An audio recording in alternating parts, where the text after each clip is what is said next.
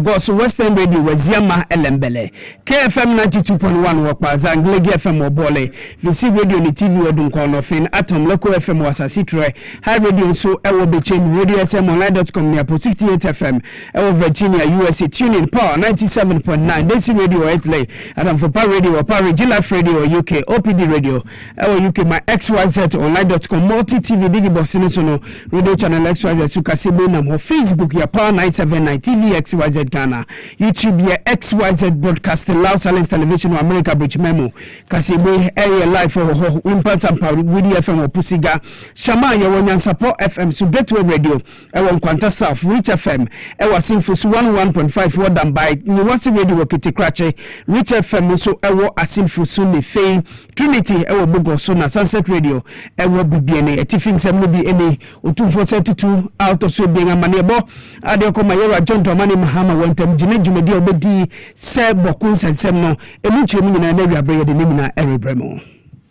Was some chronoun so Ghana Penny as you on the numbers from Agresa in church near a year or two fu Basunkuno Adia Beninano Yadi Bayajuma. Na 12 penny bima endi samonikuno edin sama tugwa enu chim se wo be din kunim endi samoniku betimi din kunim wa batumono ya de se ye won hia de ne fanyema ba ko anu bebua magana man ebetumi etumponti ena de beoda endi sifu ewo ho Sanso na aswafo hwe aye agrekin samso o my Ghana mu adia tudwadia so abofoma ye kohwe evie aye agrek suapon ewa hafomantam no emu Osofo hwa manonim samso chimse yewa John Tomani Mahama na mutu a wetuma yekọ amansa gwaso Ghana fo won agye ye atum titiu eye US fo service and sense mo won atwe Ghana fo fim se sa visa eye restrictions no won yine esinche no osoda yewa John Tomani Mahama say Saso ana mikase kopiemu ewo eye asamantam fonso a ohino ho akirem se nya de owura NS owusuntim eye galamsebia ewo ntem ho se asamantam fo hina aka osasem media esantimantem amane bobia yensaka kirem se osre ni bi sabia bansa kanu wakodi ni pabonifusem bi Sanso anakopiemu ewo eye wale nso anipa bonfu bi atwetio akogina nipa bi so meka se mienu epra se bi omoda no emu edini yemfa sidan koma minsaka promo no fe ex natural mineral water gentle step mother ka yedam asipi ne fe mega cash promo no pato fa hujemu bi na yade se bebu ye papa na enu edanche enu moku afufuru bi ka ho na na abrei yede djumede yede Kasiebo eribemu akinka fo medidi akra kofi dako mene Akuya Krantema. It's some no much mankasa na sentiment wa yo 2472 to swibing yenemo Erika say mentem jimedjumedi obedi say yebehwe na asumdwe betimi ababoko ene ne potema de ho ama ne bodi nyina akoma yera John Tomani Mahama ewo natnai wo eye Jubilee House nwa na ejumedi no na yade say obinfo na na jeno pokwa dimayo mampaninga bedi ekiri na wo hobia ono so odi nani edi echibe national chief imam majority leader asaye mashe begoni madishia won ewo boku fifi abaton pesu aso Mahama yariga eka hubi ne fi abamu atotwo wuro mpanifo eka ho a wo nyina kohwe na otufo sentito to so bien ekirechire nsem mu ede kire wo na nsem ode kire mu no ekirem se na yiri ampempen owo boku eneni importem ene fe boku na aba awo nyina omo ho no o se nkiremu nyina anase hwehwema wo maye ne adwenkire wo ngade nyina no ye ne mu Erika se no asumdwe tumi abanti obibiara age atum gyina ya wo mesi no emu must enforce the laws and deal sternly with any person challenging the lawful authority of the Abugra Asoga. This is critical to the restoration and maintenance of peace in Kusasi traditional area. I wish to thank you, Mr. President, and your predecessor for reposing such confidence in me and tasking me with the mediation of this conflict with a view to finding a lasting solution. I also want to thank the Nairi and the Bokunaba for the efforts relative to this mediation process. The various chiefs or heads of various communities whom I met in the area who also participated in this endeavor deserve positive commendation. I have come to the conclusion that the path to a lasting resolution coincides with the enforcement of the current position of the law by the laws of Ghana and by the Constitution enacted in 1992 and by the position of the Supreme Court that the matter should never be litigated before it again, Asigri Ebugrago Azoka is the lawful chief of Bawku and the paramount chief of Kusasi traditional area. One fan some months one more or the same to Guy Futu some comma banks or interest to Akuta and Crocrabi Elbokuni in Portamno will be to me JF in Sem. Out of respect for my brother, the Nairi, the final resolution of the Bawku matters requires that Mr. Sedu Abagari be recalled to Nalerigu by the Nairi to be reassigned to play another traditional role at the palace of the Nairi assisted by the state. Alternatively, he may choose to stay in Bawku as an ordinary citizen of the community, but not to pose as Bawku Naba. The final recommendation, Mr. President, I recommend that my brother, the Nairi, accepts the laws as presently constituting Asigri Ebugrabu Azoka as the chief of Bawku and head chief of the Kusasi traditional area. We chiefs, no matter how exalted, do not live above the Constitution of Ghana. Na elimomu no se sabre no yehwe se owa Seydou Abagari anumomu ya wi assign no ewo Bawku eni ni mpotame nu achi eno de futu koma abanse yehwe se tu ekuta ankrokro ewo Bawku eni ni mpotame abang no betumi je efisa ni pensem se ne be asomdwe no ebetena safibo. I have been candid with my brother the Nairi that the purported enskinment of Mr. Seydou Abagari as Bawku Naba cannot stand. I believe my brother the Nairi has come to terms with the difficulties that will pose to achieving lasting peace, which he desires. I have, from the inception, restrained both governments from effecting the arrest of Mr. Seydou Abagari.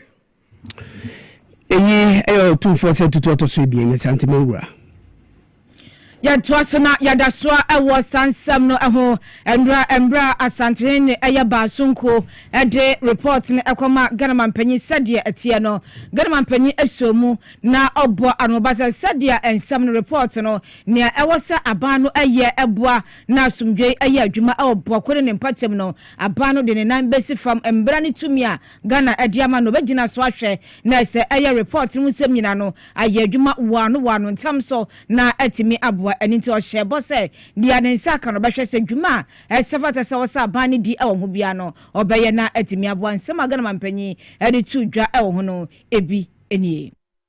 This conflict has turned the fortunes of Bawku. Teachers refuse to be posted there, doctors refuse to be posted there, civil servants are leaving. We're doing national service postings, and we have suspended posting national service men and women to Bawku because we cannot guarantee their safety. And so I'm pleased that Otumfuo's mediation has come to an end and that he has presented a report. And I can assure him that government would look at this report, and within the next 24 hours, government will issue a statement on its definitive position on the report. But it's my hope that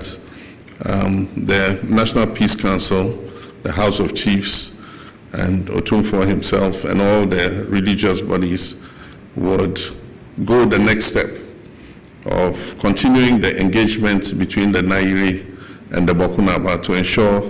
that we're able to bring reconciliation between the two groups. Na wey aya nsema Ghana manpanyi John Dramani Mahama editu dwa so behwe na se aya yonkofa ni nsiesie nkabom aba aya afanu no so entem.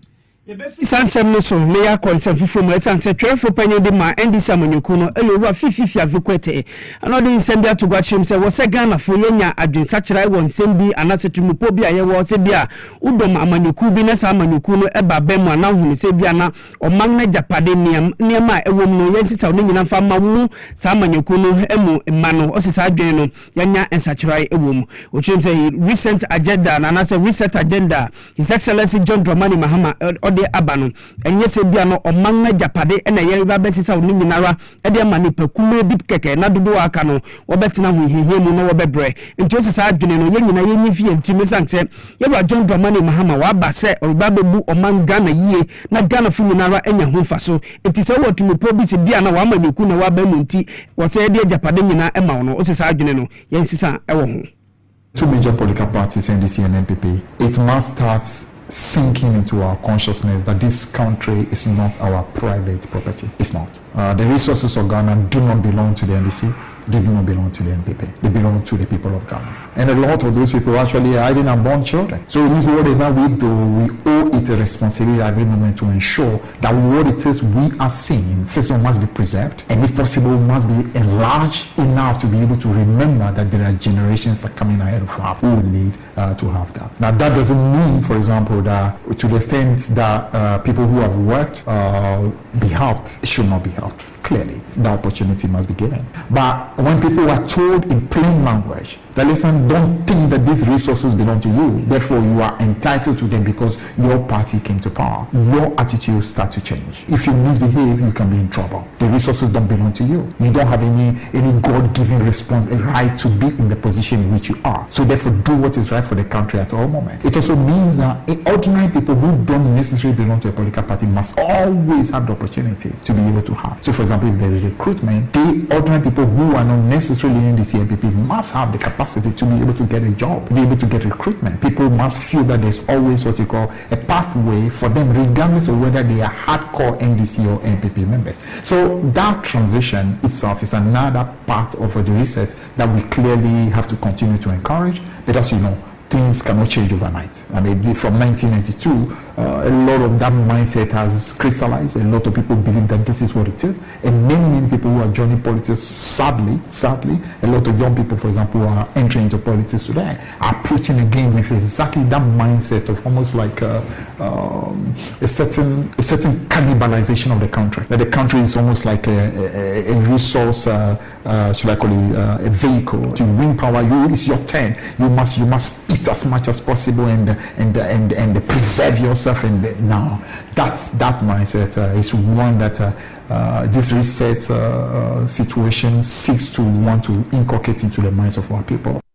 Fifia vikwete wamfansem no anso wa momoto aso di kokobonsem akwa ma ban mu eye apprentice minasem enkoye niema bi asadi e de nimkwase ebebra ban nsanse uya won akasa obeyi wa ma. You cannot predict what humans will do. It is often said you don't really know people until you give them an opportunity to serve. And it is when you give them an opportunity to serve that you know their true nature. Because, you know, the tallest trees are also the trees that are very grounded, very deeply rooted. And it's not all people who have that level of what you call deep rootedness. And here I'm talking now about personal values. Because it's not so much the fact that you belong to a political party that's different. You must have values yourself. You must have a certain desire that transcends yourself and really transcends your party, where you want to do things that are right, fundamentally because they are right, not because they benefit you. Now, so until you give opportunity to people, you already know that. But once the people appreciate that this party, especially this current version of the party, will not sacrifice what is good for the collective for what is good for you as an individual, naturally people start to realize that then it's a different ball game. So for instance, if you are an individual, whether you're a minister or a chief executive or holding any position, you do know that this party will simply not defend you at the expense of the party or defend you at the expense of the country. That if you go wrong,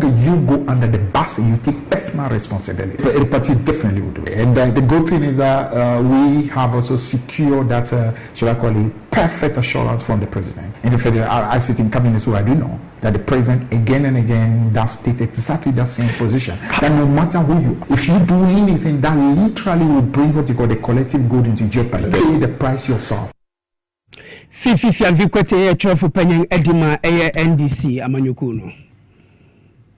Ya tuwaso na yankwa hafu mantam no emu na oswafo hwe eye duane ni kuya yansam so ewo man Ghana mu Honorable Eric eye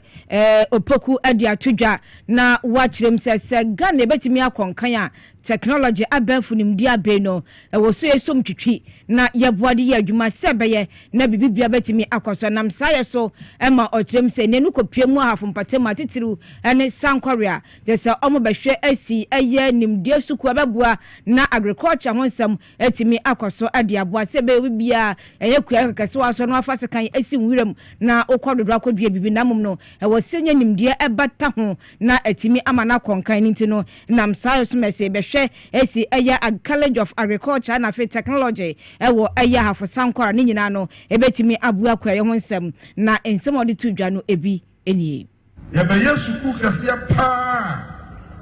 eye afo ha nyina no ebi ni ba bia tuku eye be ye eye suku a Ghana ha nyina ye nya sa suku we bi ewo ba bia ene ade eba hase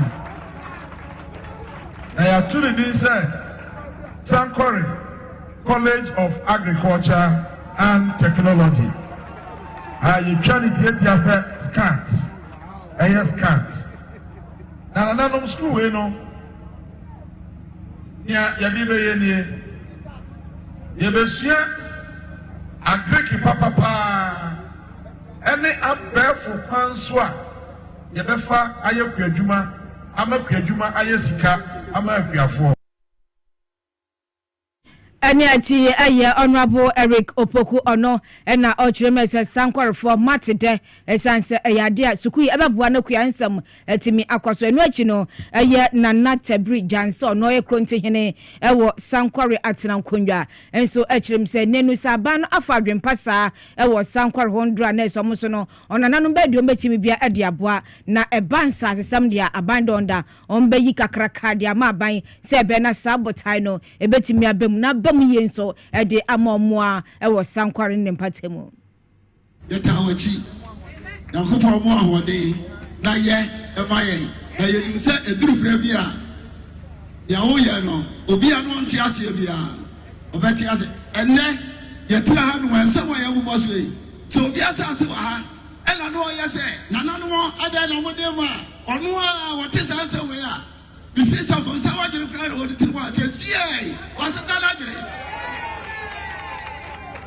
obi a na jere se oba be ha na no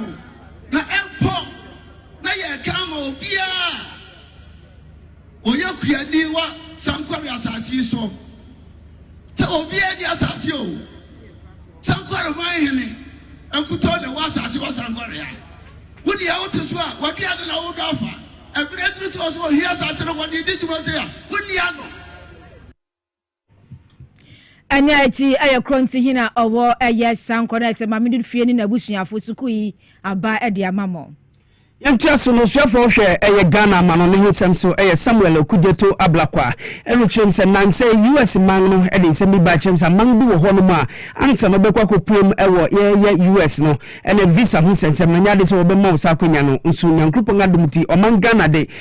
onyame de ye ho for 15 sa restrictions no won amfa yen anka hu bi na ne nyina no Samuel Okujeto Ablakwa eruchem se enam yewra John Dramani Mahama oye Ghana mampanyin na na mutuni nimdi ene fei senior on ya mansan ahoro wanga mampanifo edi nkita hunti ena sa restrictions no wanga examti Ghana edi efi ho ochirim se senior be no ebebwe ye papa mo manga na deshe ena US manga na deshe nkabum no bu ni media ye wo ma ye ho no ye betimi ahyemukina biomu osanto so chirim se senior be no se kobase gwedi mu nsenso ebetimi ahyemukina ye papa esanse ye wa John Dramani Mahama owobu eni nidi edi ma adasa nyina. My good friend His Excellency Rolf Olsen, who has worked tirelessly with me day and night to make this possible. He is deserving of a round of applause. And Mr. President, His Excellency Rolf Olsen may have to receive citizenship from you after his service here in Ghana, because he is always there when we call on him. He really loves Ghana, and we are thankful to him and the team at the U.S. Embassy here. Thankful to President Trump for being a good brother to His Excellency John Dramani Mahama.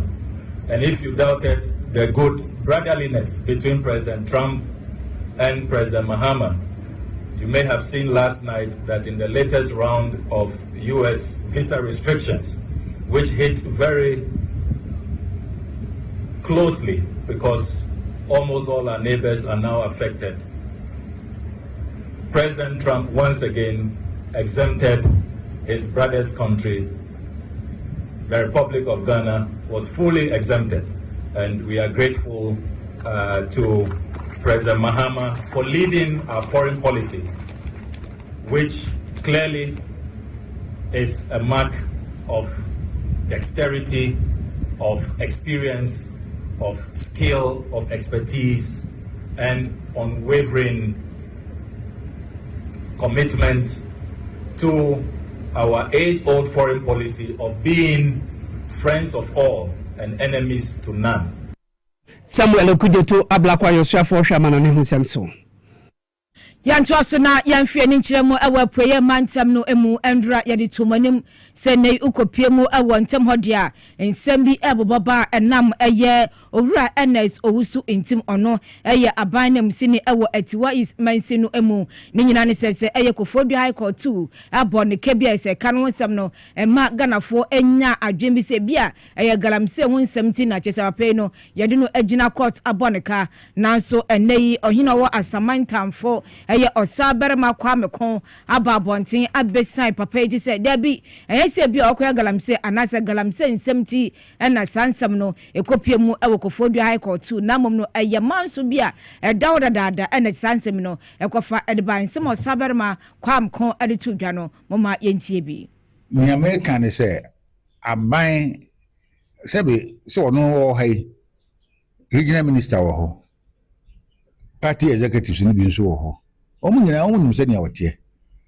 se former gudie no otu a se komo emphasa the brain mano emphasa the brain mano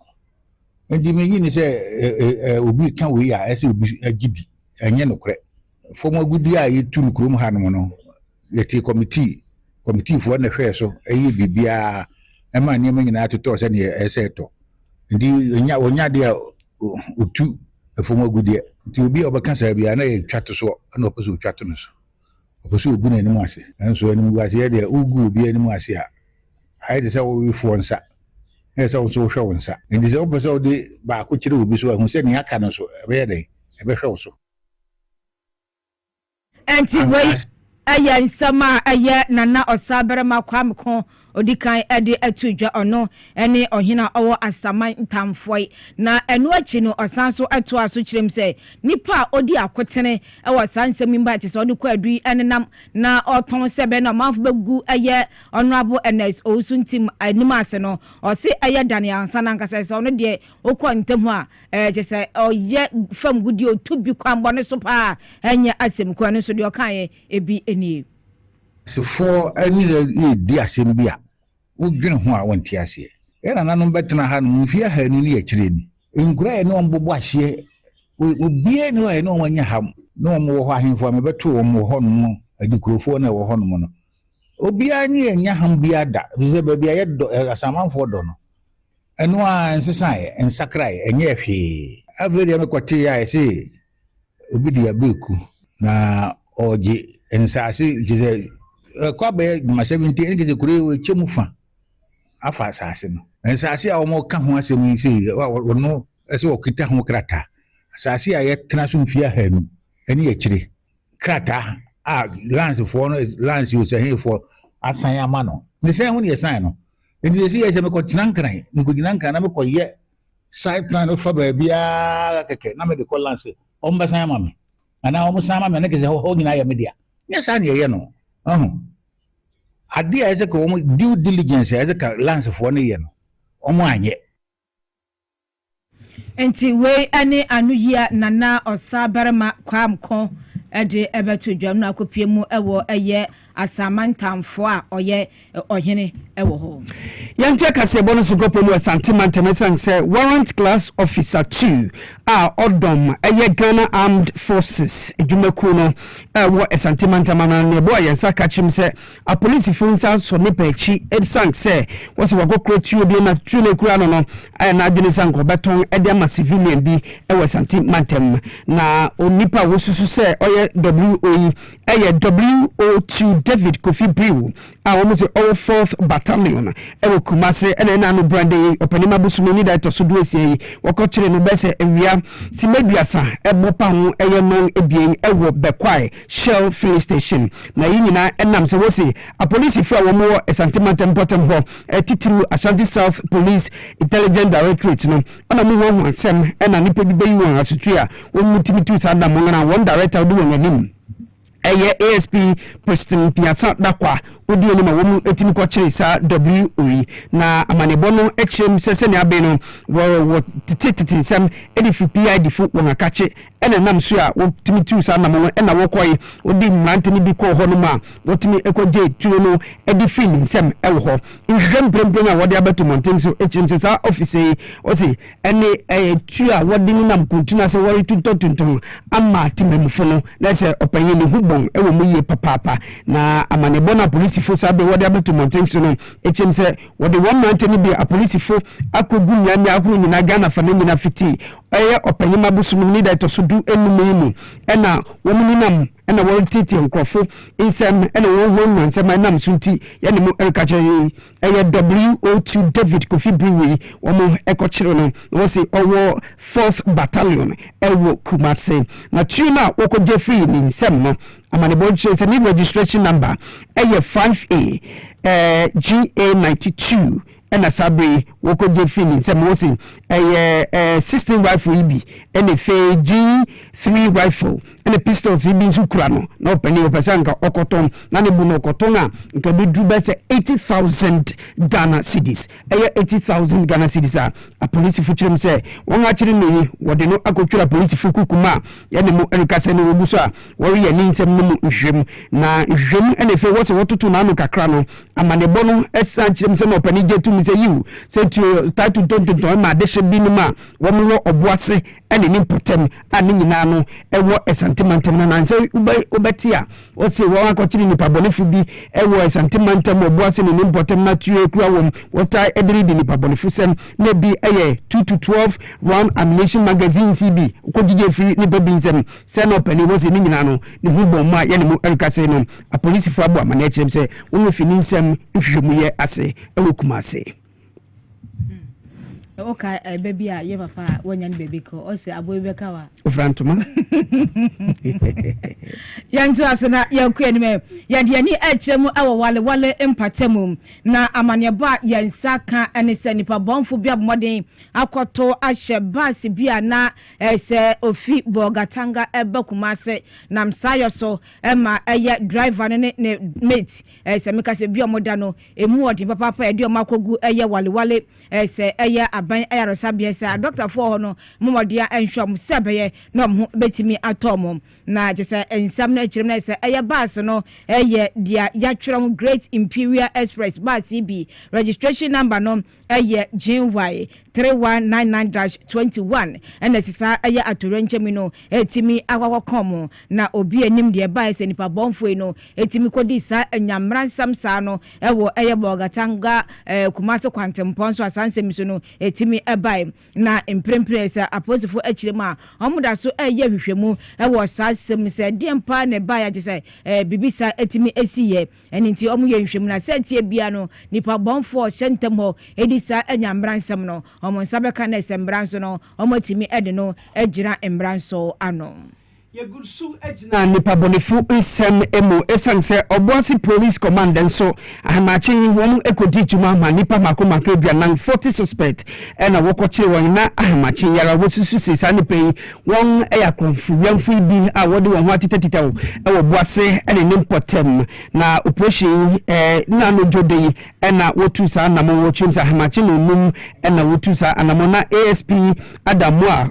Adam Muakalu ono die nima otimi ekodi se djuma Ofi Divisional Operations Unit ewo Obuasi District Police Commander any formed police unit fo eke ho bia one base no ewo Obuasi na a police fo manebo no echirem se won target several locations menu Erika say no baby ti se bedi so Kunta Junction ene fe Abompe ene Akaporiso ani nyina no empotema ewo esantimantem Obuase ene nimpotem amanebo na police fo ede aba no wosi sa ne pe nyina no wode won akotwe a police fo won akache ho no ma won fiase a woreye wonsem ohwehwem ene fe anototo adwumadin so a erekoso ewo ho no wonam so ede agwehyimu sema kwa magana fo nyina ze bra yeri gwa nya beyi mu no eye bambo mu nsem ena eye wo pese wode erema yen enunti ena wori tututu sa anamoyi no wochem se miamia bia wokọ kire sa ni pe bi susu no wodije tua bi efifi won sema na tua no se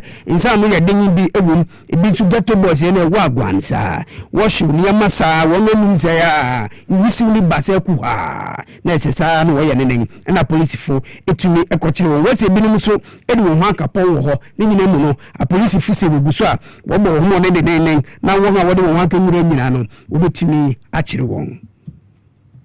Yanko aya asante mantem biom na ho na babeto dwa sei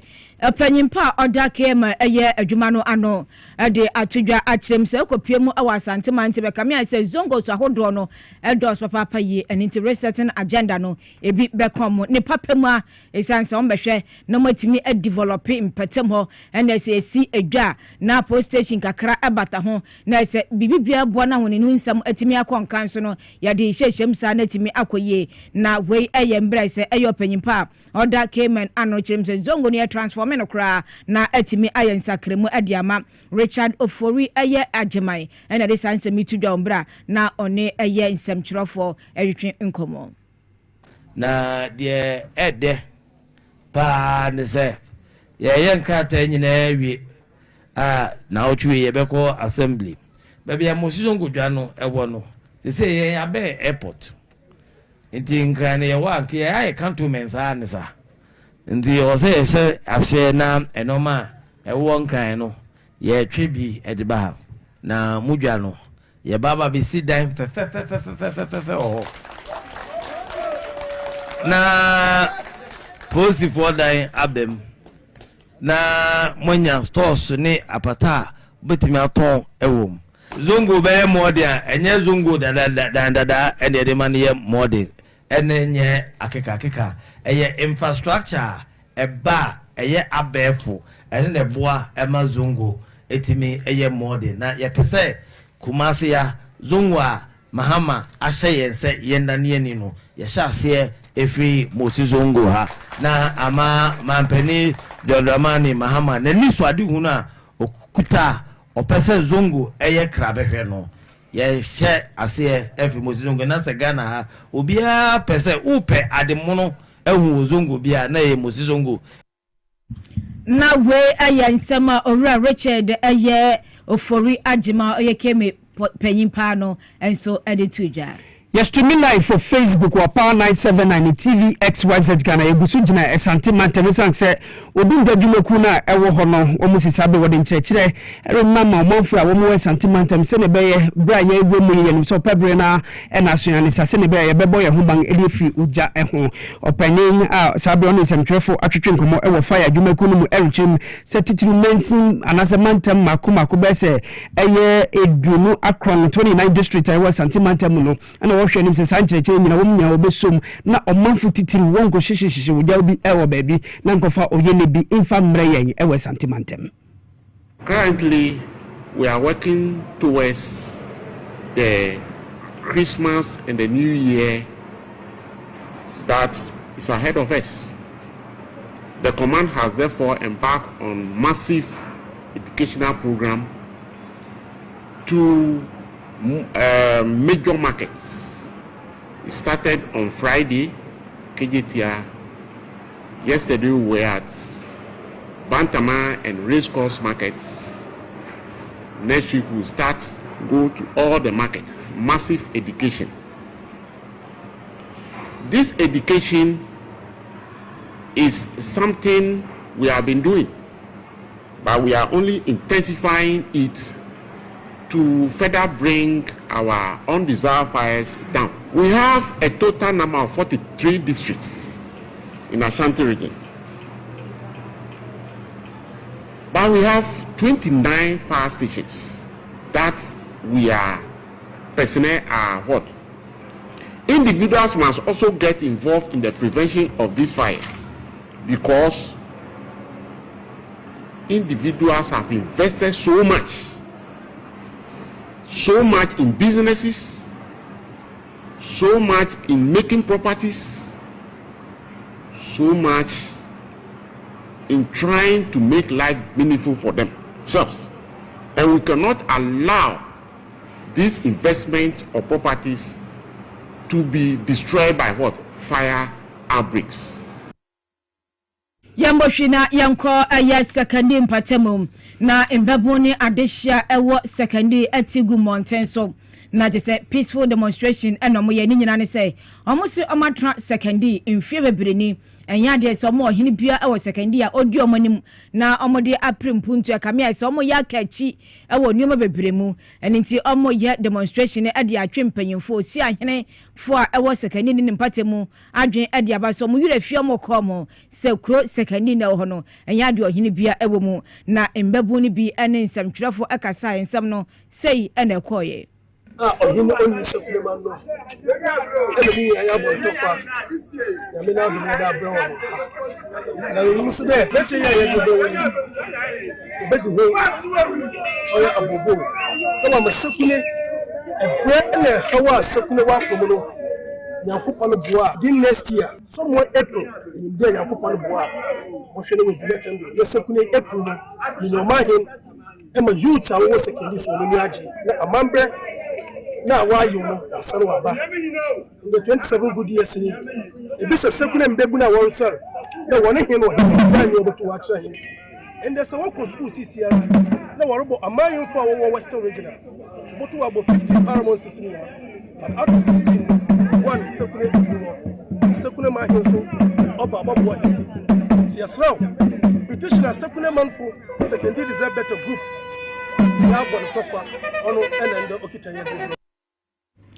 anya eti eye Osman eye Ibrahim ono na jese odi edom nanima oni omo ekasa jese omani abre pass omo sere na nanam enhwe na nipa sabi adidie atono no yemfa ne mbra mbetena konwa no so mboa ndi omanim emprimpuntu enso emfa momo na ne nyina mu nso no ese eye registrar ema Western Regional House of Chiefs eso ede ensembi atudwa na ne nyina ne so osere se oma asomdwembra ese ne se omo hwe na petition omo de abane ade nyina no ahemfo no betena se na omha ye bibia ebeboa eye entam eni mbebu no nyina etimi akonka no so nsema odi tudwa no ebi eni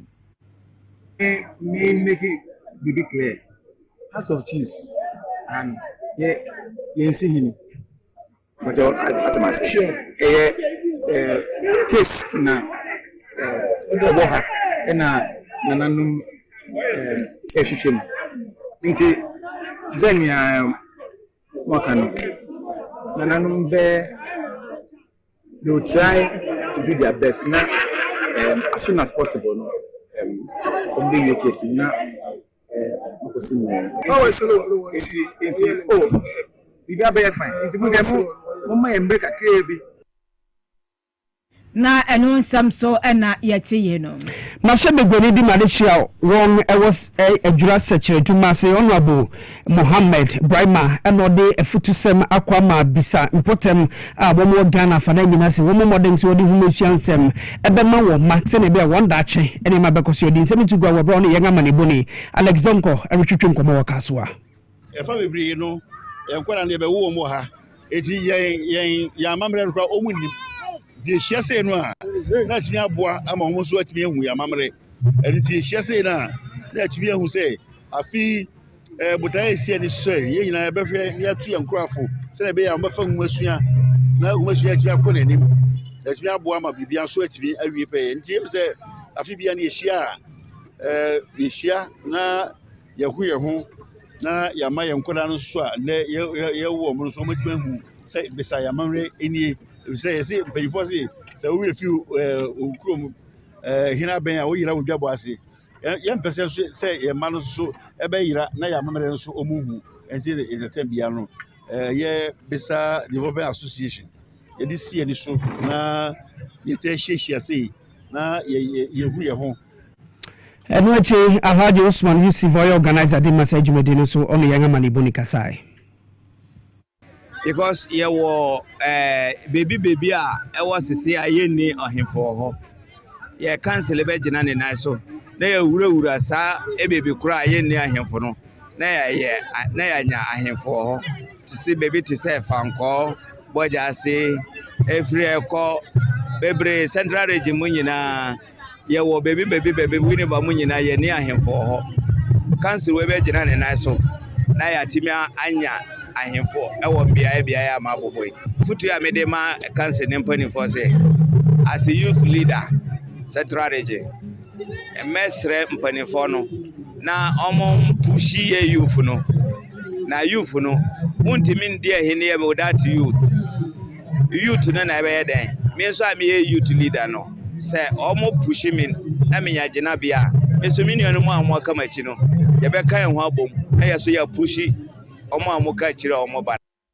na me fa sidan koma eye Table Tech Garage Ghana Limited wo musi ninka chiro se wo car na bia akwanhye bi na kai enya no on betime sisi ede amount accident vehicles nia o kan say diagnosing nso wo ye no bi wo repair any vehicle say saloon industrial vehicles nyina no wo mo repair ni nyina bi se bia o hyen so asai na o pesa otonga ni nyina no wo beto sisi ni nyina so operational vehicles nyina no wo di huduma ye papa e bia wa crash bi efi amano ne abepo Memu no panis papers and no sa company Table Tech Garages Ghana obebua me patcho betumi afrewon ewo 054 227 5252 and 054 2961 111 www.tabletechghana.com nso ko honoma ubehu woni ma ni nyina bi nso ewo ho mega cash me patcho boxes no 1 to 6 select Bawku na disika Kasiebo pa dialing *426*5# na fa ho ejemu bi gentle step mother ke yanko ho enkoto mofra ne man pabua ne fi ni aka nyina bronya bremu won atete so inti fra 0244 2388477 and fi 0245681085 ex natural mineral water yen super papa oni bia oni wabusan fo bronya bre no na yenyina yerenom inti fra 0596273546 and 0596273547 yebekwa kwota minsa kapomo no dia na *274# esanse NL fo wonga ma esa kwanya no ewo won characters platform ne bi enti fa hugem na nia orintimi eni se gori bi pe ayobi a unya fishadu awotwe ya mipacho yenyina isuko dia ngabo afun krato yeba sikase me godi amanebo baba wa kwanso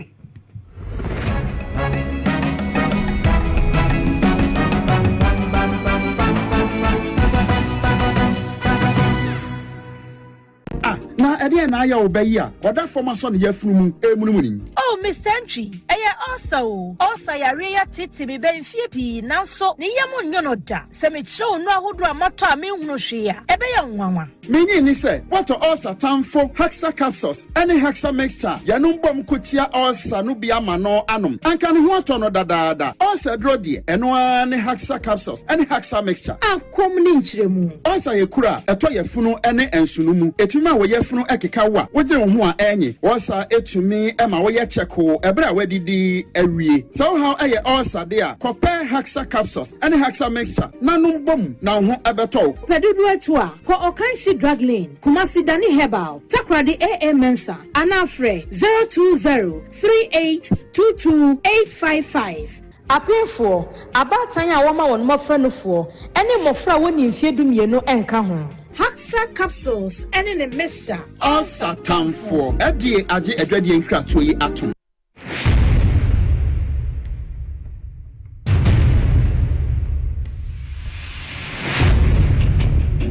The average human body mass should have at least 60% water for optimal performance in any physical or mental exercise. We can help you maintain it naturally.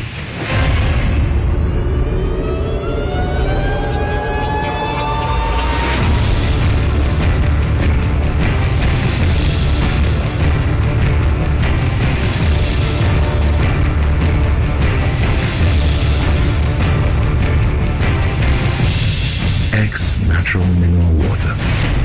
Simply natural. For bulk purchase, call 0596-273-546 or 0596-273-547. This advert is FDA approved. Hello, Ghana. Payday is here. Stand a chance to win instant cash prizes on Review Scratch for Win. Up to 100,000 Ghana cedis to be won today. Get ready to play Review Scratch for Win to win big on TV XYZ. Stop scrolling and start winning. It's simple. Dial *850*6# on all networks. Choose your card type and select your lucky card for a chance to win big. Play with at least 5 Ghana cedis or more. You could win up to 100,000 Ghana cedis in cash prizes instantly.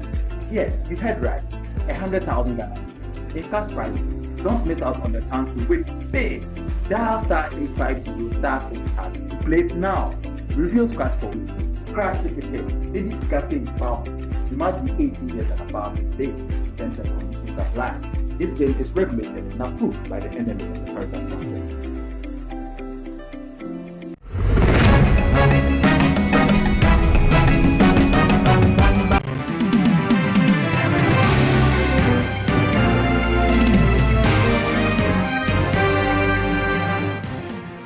Yenge dusu sika se migodi amanebo adwa kwache adwa mwakwaba mejo so akra so mienko ye to so ewe adwodie eni sikadwa emu ensemu a ye nyina ye nim se bro nyabosumi a ye wramu enipa begitwi abegu kromo bia ebedidwa edi akofie fi se bro nyabosumi e womu no abusia edodo ebebo odom na omodi ehyiamu edi edidwa na edru bro nya se ya na niam abo ekosoro ye pantene no yetisi monten eni adwadifo a wo moton atosode afenso mo motonton bare eni wona wokodwom ekoto niam atwetwen komo bisa ese de nei eniam abo esitie wa adwamase bi mu se eniam no yatete so de na emom sikani system ni mu nto manfo no wo mbegiregyina ho bisa ne bo na wo madan omani na wo msakwa bi mu so bo aban na baso so wode nhama pegu akwamu amen nei bronya ye ba bedie no eniam abo so atete abafom mo so de toto afie a etwa mu ni mu a eneyi ne bo no abafom eyie pa no nti yentie ensem adwadifo ni bi ene omanfo kodwom kodidwa no ede tuja pa ne ma de watete bi so ama yen husa niam no mate so ama yen enso skani wa ya de beto do won na mo hotum so nya niam a wo beto so bi se na wase miniska fa say ya mo bag me koto bi say 4 point something na no koto bi 2.9 yes e de ati afre so enso bedwom a ya den ya desere de ne say ya papa ya sere no omo aye ne say mu odin ti ya sere say ya desere de to ya papa ya ni say o ma ba sini so bi megu krom ye nya bi mfo ya fo ya adaba fo ye bu yan oni ma do so ani ye US form beto city cross da bi nipa be gine mu ti wo ba je kwan no ti ya sere ya papa dwon ma amma yani ya dini si sunto hu ya mobo why o compare last year no by this time no